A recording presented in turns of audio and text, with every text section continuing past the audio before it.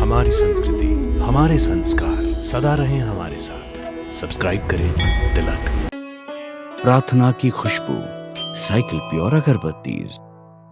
आप देख रहे हैं प्रभु, पूरा वातावरण विष से भर गया है। हमारे लिए अब श्वास लेना भी कठिन हो रहा है। समुद्र मंथन ऐसी दशा में संभव नहीं है महादेव। इस हलाल का निवारण केवल आप ही कर सकते हैं।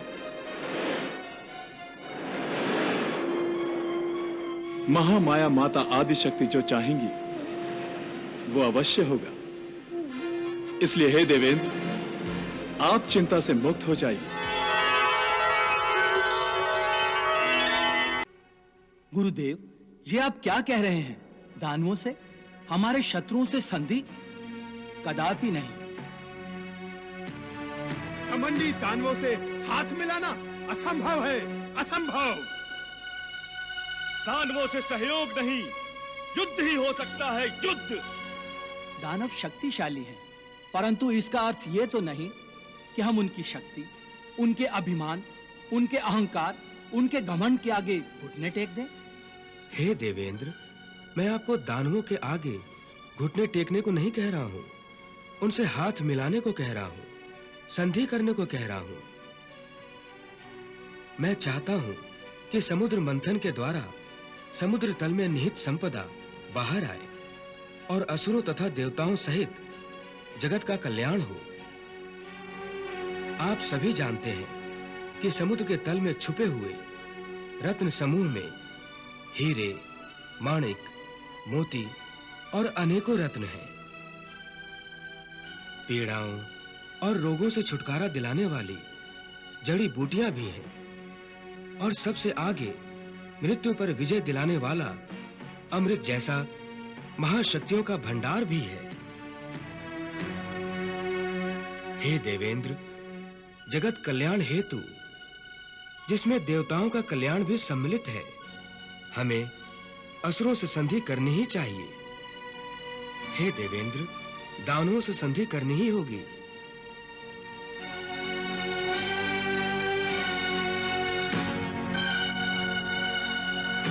आप ठीक कह रहे हैं गुरुदेव, आपकी आज्ञा का पालन होगा। आप और मैं मिलकर इसी समय दानवराज बलि के पास चलते हैं। संधि कर ले, असुर देवताओं से संधि कर ले।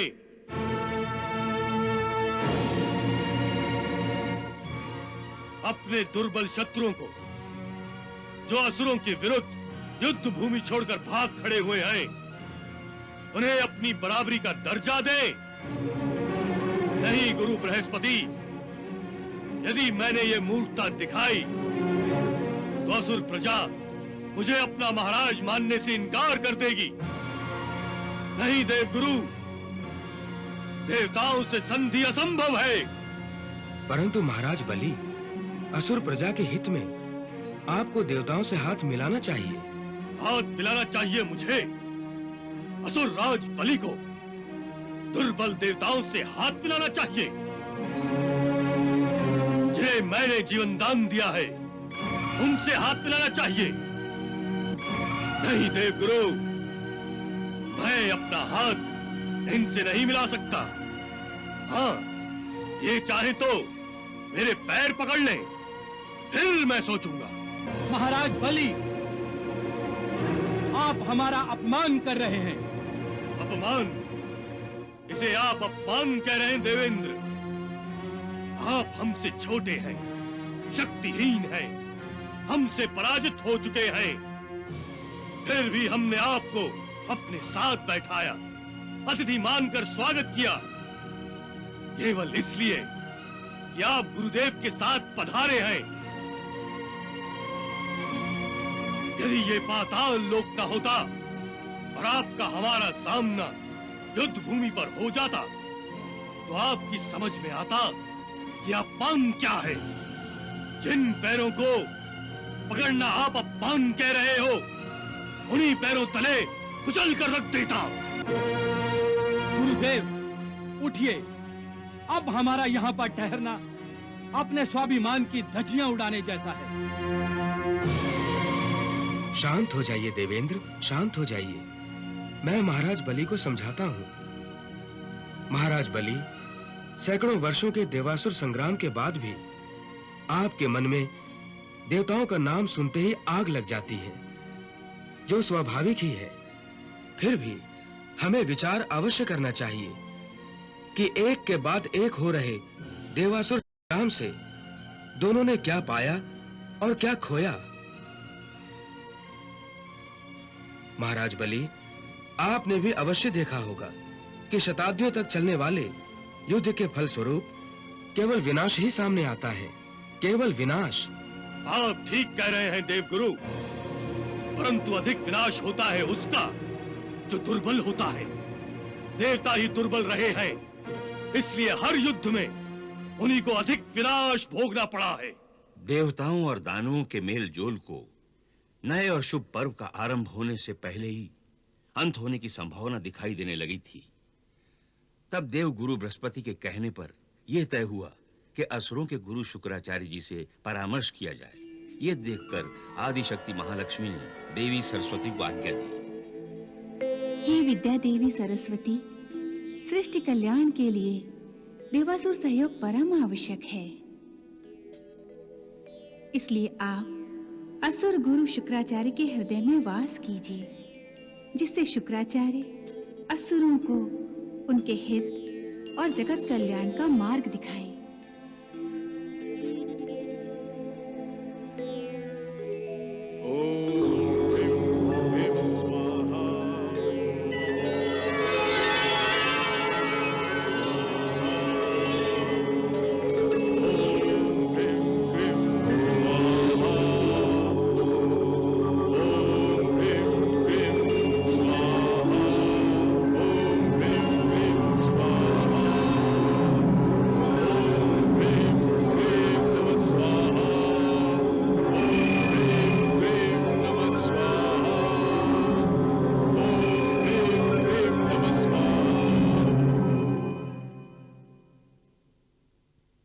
आइए।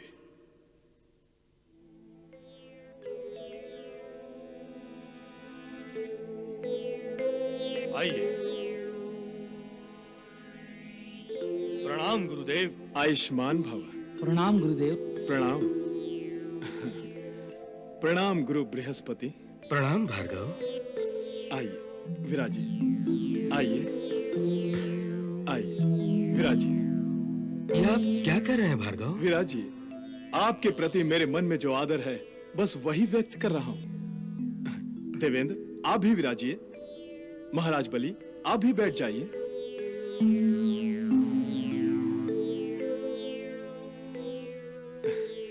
आज स्वर्ग पाताल पर उतर आया है। आपके आगमन से असुर लोग धन्य हो गया है गुरु श्रेष्ठ।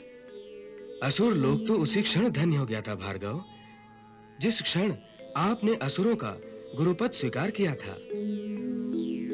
आपके ज्ञान और आप ही की सूझबूझ में असुरों का कल्याण निहित है। भार्गव, देवासुर संग्राम के बीच एक आप ही मेरी आशा का केंद्र मात्र रहे हैं। आज्ञा कीजिए गुरु बृहस्पति। आपकी किस इच्छा, किस आशा की पूर्ति कर सकता हूं। सारे असुर भी आपकी इच्छा का आदर करेंगे। क्यों महाराज बलि? क्षमा कीजिए गुरुदेव, आपकी आज्ञा का पालन हम असुरों का धर्म है, परंतु बात को पूरी तरह समझे बिना किसी आशा की पूर्ति के लिए वचनबद्ध होना क्या उचित है? महाराज बलि, कुछ देर पहले तक मैं भी आप ही की भांति ऊंच नीच सोचा करता था। फूंक फूंक कर पग धरने की नीति पर विश्वास रखता था, परंतु आज के इस यज्ञ के साथ ही मैं अपने आप में एक विचित्र परिवर्तन का आभास कर रहा हूं। परंतु गुरुदेव,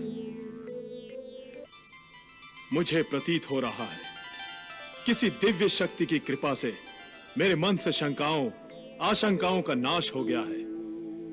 यही बात मेरे समझ में आ गई है कि सद्भावना ही सद्भावना को जन्म देती है। इसका प्रमाण सामने है। गुरु बृहस्पति और देवेंद्र कोई सद्भावना लेकर ही पधारे हैं। इससे पहले तो देवेंद्र का सामना आपसे युद्ध भूमि पर ही होता आया है। गुरु श्रेष्ठ, आप धन्य हैं। आपको अवश्य ही दिव्य ज्ञान हुआ है कि हम सद्भावना के अंतर्गत आपके पास आए हैं। हाँ भार्गव, जगत कल्याण के लिए हम समुद्र मंथन करना चाहते हैं, जिसके लिए असुरों और देवताओं का सहयोग आवश्यक है। इसी कारणवश हम देवासुर संधि का संदेश लेकर आए हैं। धन्य है आप देवगुरु, धन्य हैं आप। कैसा उचित, कैसा जगत कल्याणकारी प्रस्ताव लेकर आए हैं। समुद्र मंथन यही सद्विचार तो मेरे मन में भी आया था गुरुश्रेष्ठ।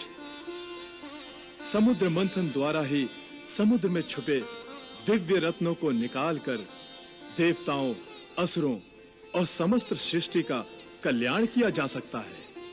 आपने ये कहकर भार्गव मेरी चिंता दूर कर दी है। आज का ये दिन बड़ा ही शुभ दिन है, क्योंकि जगत कल्याण के लिए आज युगों युगों के बाद देवताओं और असुरों में मिलाप हो रहा है। जगत कल्याण के लिए हम कुछ भी कर सकते हैं। यदि महाराज बलि चाहें तो हमें इसी क्षण संधि करने में कोई आपत्ति नहीं है।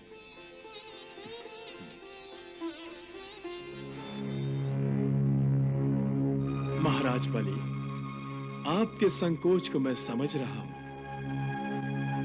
मुझ पर विश्वास रखिए, मेरे होते हुए असुरों के साथ अन्याय नहीं होगा। हे असुरराज, संधि के शुभ कार्य के लिए आपको मेरी आज्ञा की आवश्यकता नहीं है।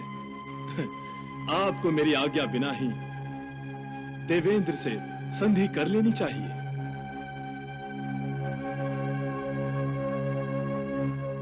महाराज बलि,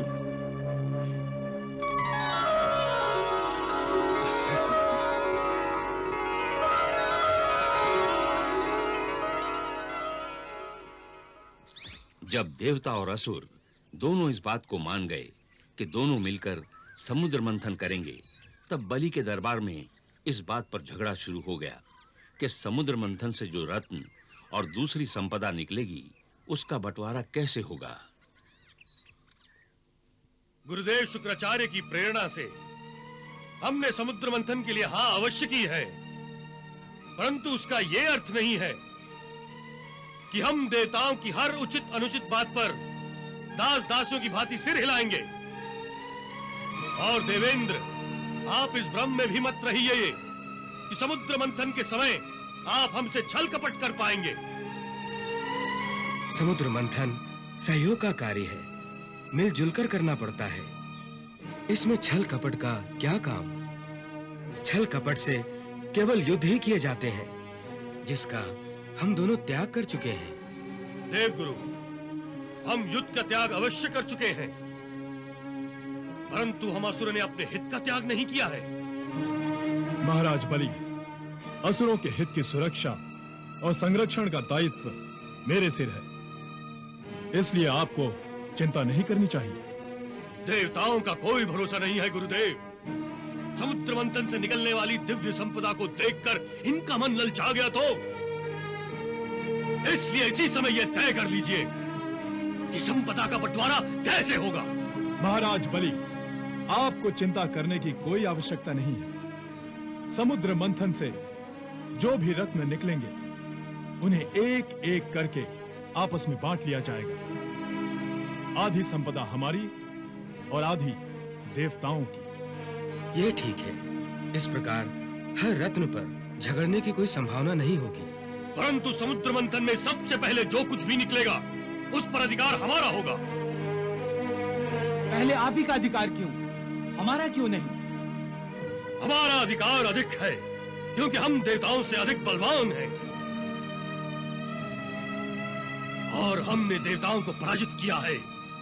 विजेता का अधिकार अधिक ही होना चाहिए। ये तो छल है, अन्याय है।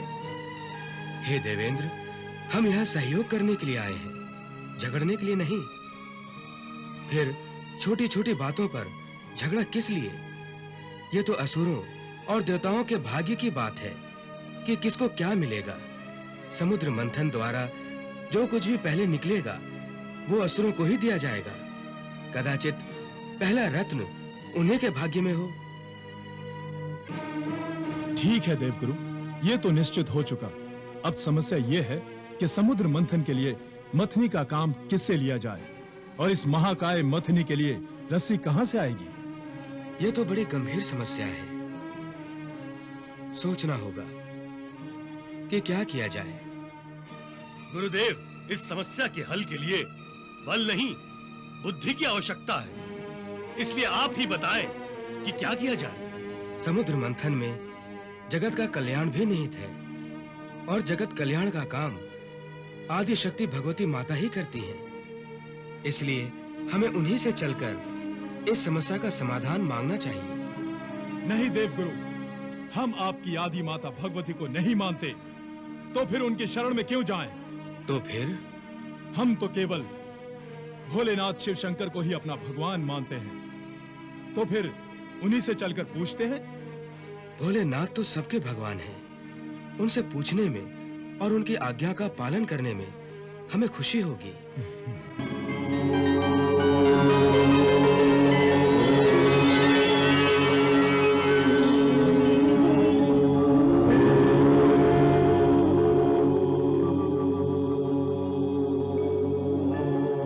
प्रणाम भोलेनाथ।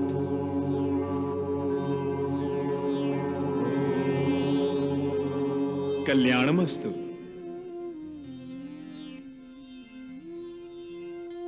दानवों और देवताओं के प्रतिनिधियों को एक साथ देखकर मन प्रसन्न हो गया।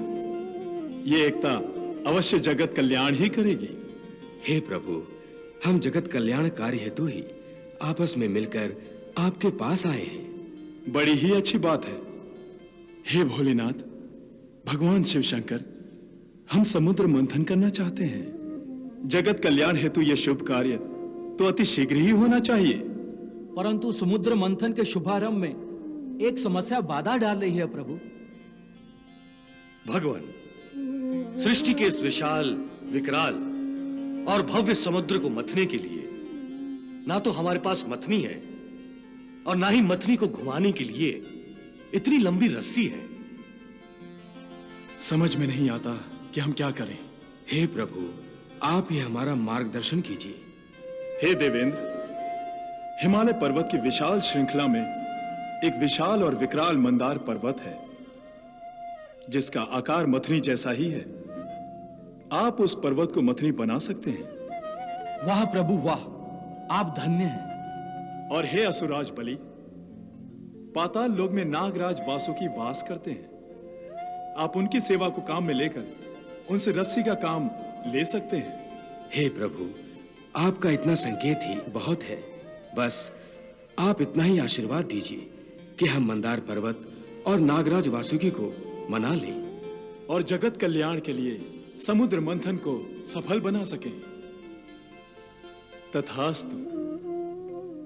मंदराचल की बनी मथानी, बासुकी नाग की नेति बनाई, सागर मंथन में नारायण देवगणों को हुए सहाय।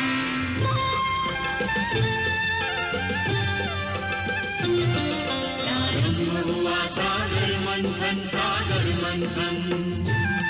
प्रारंभ हुआ सागर मंथन, सागर मंथन। ये क्या हो रहा है देवेंद्र? स्वयं के भार से मंदराचल नीचे की ओर जा रहा है। हमें इसे आधार देना होगा। मंदराचल को कौन आधार देगा? शीघ्र कुछ कीजिए देवेंद्र। मंदराचल डूब गया तो हमारा किया सारा श्रम बेकार हो जाएगा।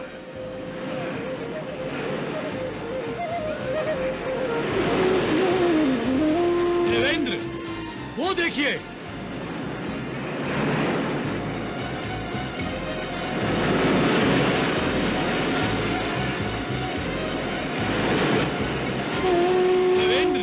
कीजिए देवेंद्र। मंदराचल को रोकिए, रोकिए देवेंद्र। मंदराचल को रोकिए देवेंद्र। मंदराचल को रोकिए।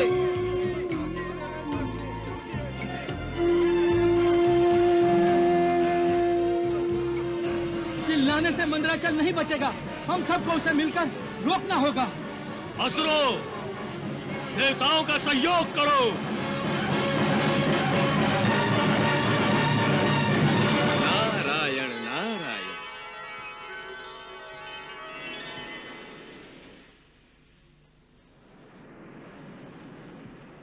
हे देवगुरु, इस समय आप आदि शक्ति की शरण में जाइए, वही आपकी सहायता कर सकती हैं। जो आज्ञा महर्षि। हे आदि शक्ति, हे महामाया, आप ही की प्रेरणा से समुद्र मंथन आरंभ हुआ है। अब इस शुभ कार्य को रुकने मत दीजिए। हे माता, इस आपात स्थिति में आप ही का सहारा है। चिंता मत करो वत्स।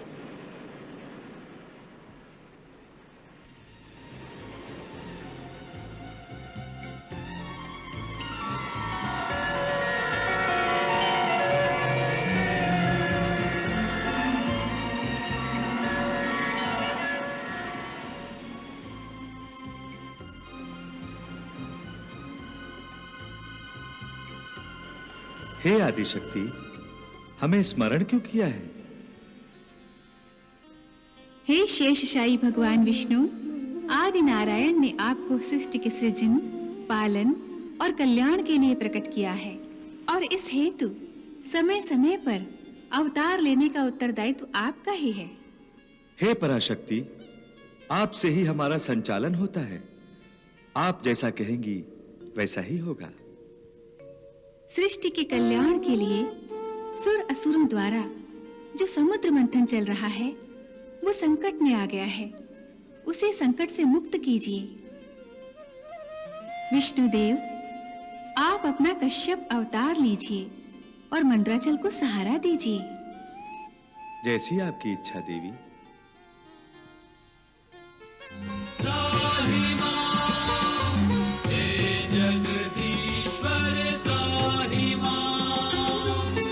लक्ष्मी संग देवों की विनती सुनकर चकित हुए नारायण। सागर मंथन सफल बनाने कच्छप रूप किया हरिधारण।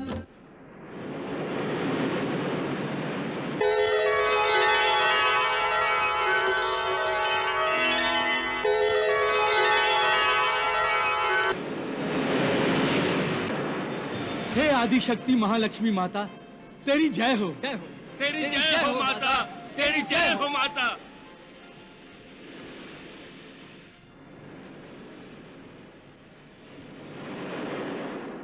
हे असुराज बलि, हमारी समस्या का समाधान हो गया है। असुरों से कहिए फिर से समुद्र मंथन आरंभ करें। सभी देवता उनके साथ हैं। समुद्र मंथन आरंभ करो।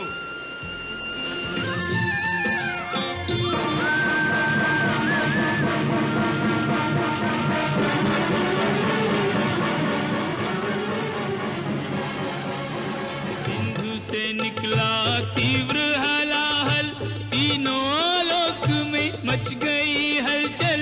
चारों ओर धुएं के बादल बन के प्रलय मंडराने लगे हैं। बन के प्रलय मंडराने लगे हैं।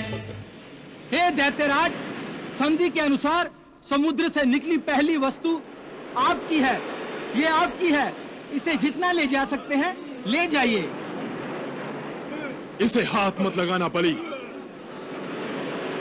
ये कालकूट विष है। इसकी गर्मी से सारी सृष्टि जल जाएगी।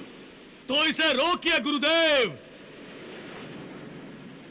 हे देवेंद्र, तुम महामाया आदिशक्ति से प्रार्थना करो, वही मार्गदर्शन कर सकती हैं।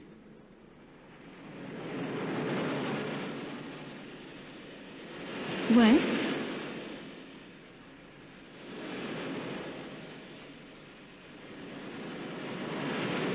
हम आपको कष्ट नहीं देना चाहते थे।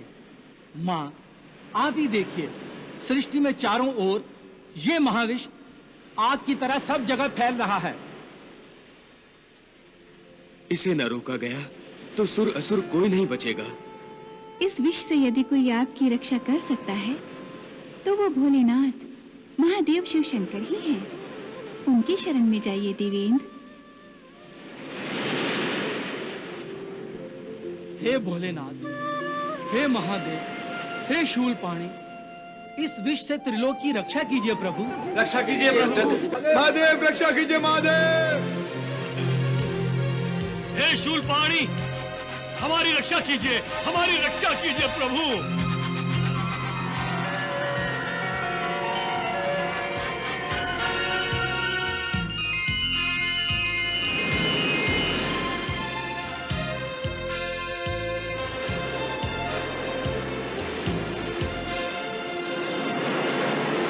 प्रणाम भोलेनाथ।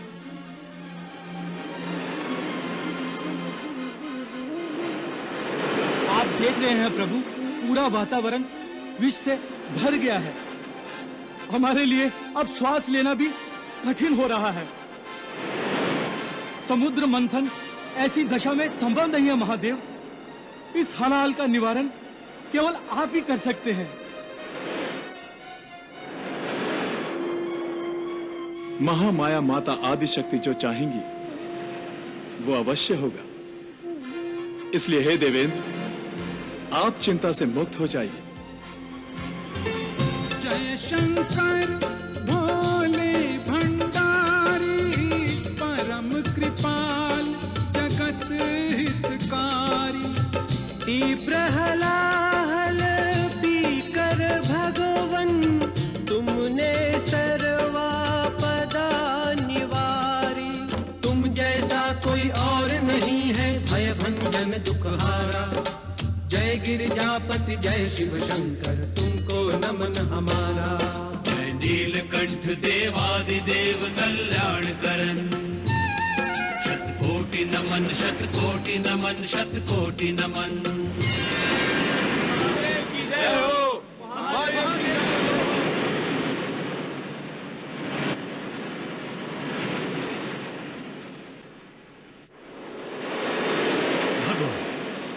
इस हलाहल को पीने का सामर्थ्य आपके बिना न किसी देवता को था न दानव को। अतः आप देवताओं के ही नहीं, हम दानवों के भी पूज्य हैं। हे त्रिनेत्रधारी, आपने सृष्टि का कल्याण कर दिया। हे संकट मोचन, हे योगियों के योगी, इस समुद्र मंथन रूपी यज्ञ में आपने हलाहल को यज्ञ का एक भाग समझकर स्वीकार किया है। अतः आज से किसी भी यज्ञ में सर्वप्रथम आपको यज्ञ भाग दिया जाएगा। जिस यज्ञ में आपको यज्ञ भाग नहीं दिया जाएगा वो यज्ञ सफल, संपन्न और संपूर्ण नहीं माना जाएगा। हे देवाधिदेव, हलाहल पीने के कारण आपका कंठ नीला हो गया है। इस नीले कंठ के कारण आप सदा नीलकंठ के नाम से पूजे जाएंगे।